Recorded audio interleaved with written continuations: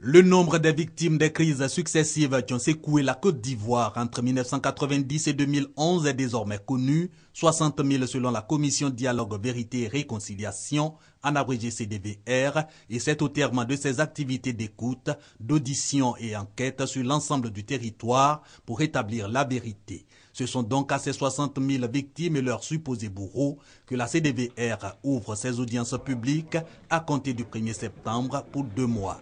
Il s'agira de concilier les concernés, les audiences visant pour les présumés auteurs de violences à avouer leurs fautes et demander pardon, puis pour les victimes d'obtenir réparation des préjudices subis. Nous ne devons pas cacher la vérité afin que chaque fils et fille de ce pays ne se tourne plus le dos en écoutant des politiciens égoïstes.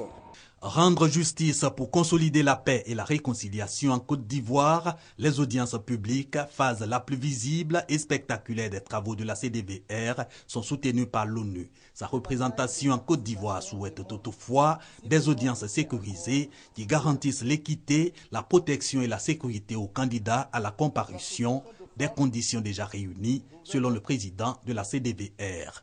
Ces audiences n'ont pas vocation à condamner ou à absoudre. En effet, la CDVR n'est pas une cour. Les commissaires ne sont pas des juges.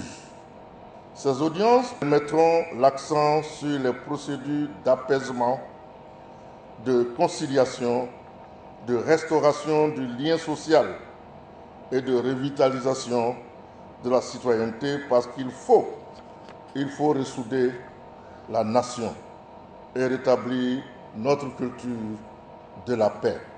Mieux, Charles Konabani explique que le processus engagé par la CDVR vise à promouvoir une société qui refuse la violence, l'esprit de vengeance et l'impunité, une société où le respect des droits humains devient une valeur cardinale. Ces audiences prévues pour se tenir ici à l'Ivoire Golf Club de la Riviera à Cocody seront retransmises en direct par les médias d'État.